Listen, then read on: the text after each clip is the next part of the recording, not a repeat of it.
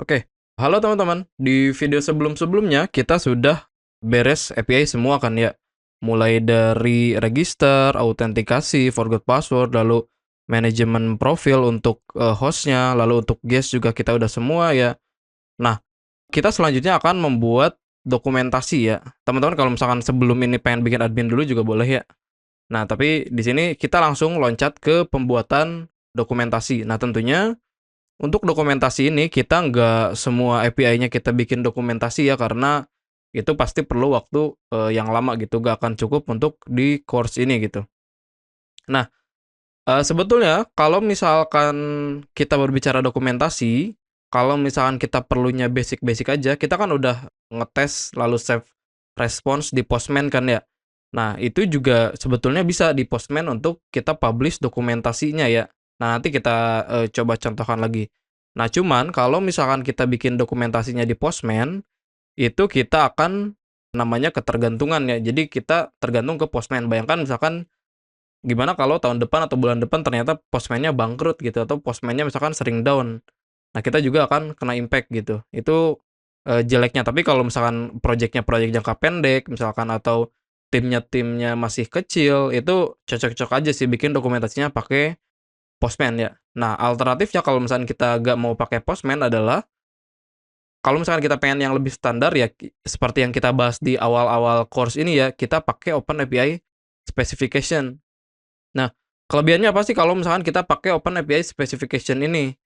Kelebihannya adalah yang pertama adalah universal ya. Jadi dokumentasi ini spesifikasinya itu bisa digunakan atau bisa dipahami oleh orang lain secara umum ya. Lalu juga kita tidak akan ketergantungan. Seperti tadi kita gak akan ketergantungan ke Postman.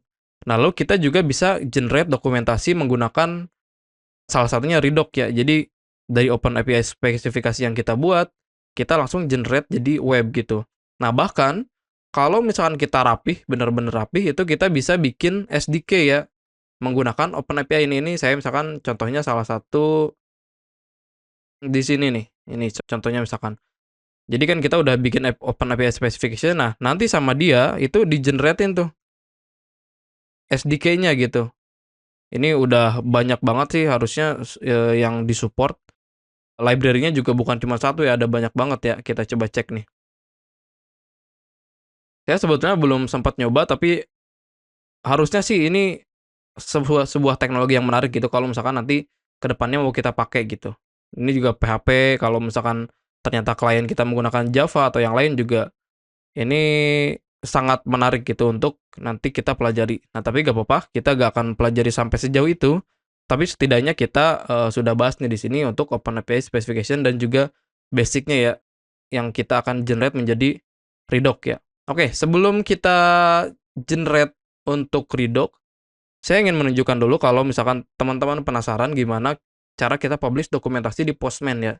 Nah, misalkan kita udah bikin nih, ini collection-nya kan ya. Nah, bagusnya setiap response itu kita save. Nah, cuman kemarin ada beberapa yang belum sempat kita save kan ya, kayak misalkan ini nih. Kita coba save dulu deh response-nya deh. Misalkan di sininya saya ubah jadi 1930, lalu di sininya 20. Seperti ini. Nah, kita tunggu, ini agak lama memang karena ada proses kirim email dan kita juga belum menggunakan queuing ya. Kita belum menggunakan antrian gitu. Oke, kita save dulu nih. Book an appointment. Nah, bagusnya ini kan cuman respons ketika sukses kan ya. Respons ketika error juga kita save harusnya. Akan di sini sukses ya. Sukses gitu. Lalu misalkan ini kalau submit ulang kan ada error nih, ada error kayak gini. Nah, kita save juga nih. Ini adalah contoh respon kalau misalkan error ya. Error validation gitu. Misalkan. Nah, kayak gini. Nah, misalkan kita udah save nih semua respons di API-nya ya. Nah, kita bisa di sini ya, di online appointment ini, kita buka aja di depan. Lalu kita publish ya. Publish-nya itu caranya adalah, wait, di mana ya? Saya juga lupa lagi. Coba kita di sini. Di sini, lalu, wait. Di sini kita publish. View complete, wait. Nah ini ya, ini publish nih. Jadi kita publish aja. Nanti dia buka browser nih. Ini kebukanya kebetulan di layar satunya lagi. Nah ini. Jadi dia buka browser. Nah di sini nih, kita masukin misalkan versinya kan yang terbaru nih. Environmentnya kita pakai yang Laravel lokal ya. Lalu domainnya ya gak usah lah. Misalkan kita appearance single column, lalu logonya kita mau pakai yang udah aja deh, bawaannya aja ya. Lalu kita publish. Nah setelah publish udah deh, jadi ini. Ini bisa diakses oleh publik ya. Kita tunggu. Nah di sini. Ini kan sebetulnya sih bagusnya di sini ada deskripsi dulu. Deskripsinya kan bisa kita masukin di sini kan ya. Ada collection description, lalu per foldernya juga kita bisa masukin description, lalu per requestnya juga kita bisa masukin description. Nanti akan muncul di sini gitu. Di sini kalau misalnya deskripsi Postman collectionnya, lalu di sini deskripsi foldernya, lalu di sini deskripsi requestnya seperti itu. Ini URL-nya dan semuanya udah dibikinin sama Postman ya. Ini sebetulnya cukup kalau misalkan tim kita kecil atau ya cuman project jangka pendek lah ya daripada ribet gitu. Contoh misalkan ini book an appointment nih yang barusan kita buat ya. Ini kayaknya jelek, kita bikin 2 kolom ya. Edit settings. Double column. Save and republish. Lalu saya buka lagi. Ternyata masih. Oh di sini aja deh. Double column. Nah gini ya. Contoh misalkan yang barusan kita save tuh. Book an appointment ya. Nah ini kan URL-nya nih. Ini URL-nya. Lalu di sini contoh request-nya kan ya. Lalu untuk contoh response-nya di sini juga udah muncul ya. Kalau misalkan wait, mana lagi? Ini nih. Ini contoh kalau misalkan sukses. Nah, ini contoh kalau misalkan error validasi gitu ya. Seperti itu. 400 bad request kan ya. Nah, seperti itu sebetulnya kalau misalkan di Postman. Jadi ini cukup kalau misalkan ya kita tinggal share aja gitu. Cuma kekurangannya adalah public.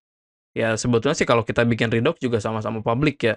Yang paling penting adalah kita jangan sampai nge-publish kayak tokennya gitu di sini. Tadi saya sempat lihat, nah itu harusnya gak muncul gitu. Termasuk juga email kayak gini kan, ini kan confidential kan ya, harusnya gak muncul di sini. Ya tapi kurang lebih seperti itulah. Enaknya adalah dia juga kalau misalkan ternyata si front end-nya mau integrasi, lalu dia biasa pengen ngetes dulu gitu di Postman. Nah dia juga bisa langsung run in Postman ya. Dia juga bisa lihat contohnya di sini, misalkan pakai JavaScript.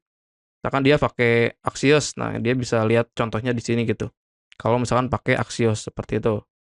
Itu kalau misalkan pakai Postman ya. Nah, di sini juga saya akan menampilkan contoh menggunakan Open API ya. Nah, jadi karena sebelumnya juga kita sebetulnya udah bikinnya di awal-awal. Jadi kita tinggal langsung copy aja dari sini.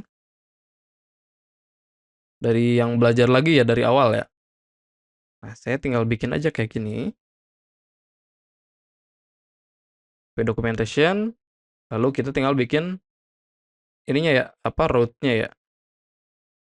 Maaf, view maksudnya.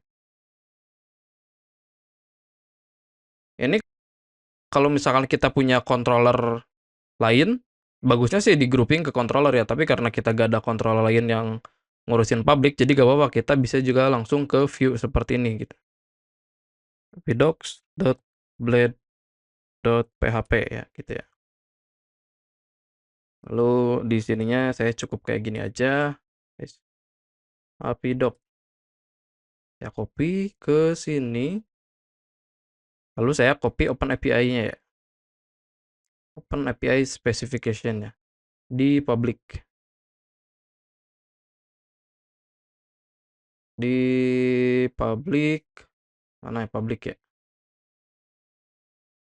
Oh ini public. Ya tinggal bikin aja di sini openapi.yaml gitu. Openapi.yaml. Lalu di sini saya tinggal buka localhost API documentation ya. Nah, ini udah langsung kebuka harusnya.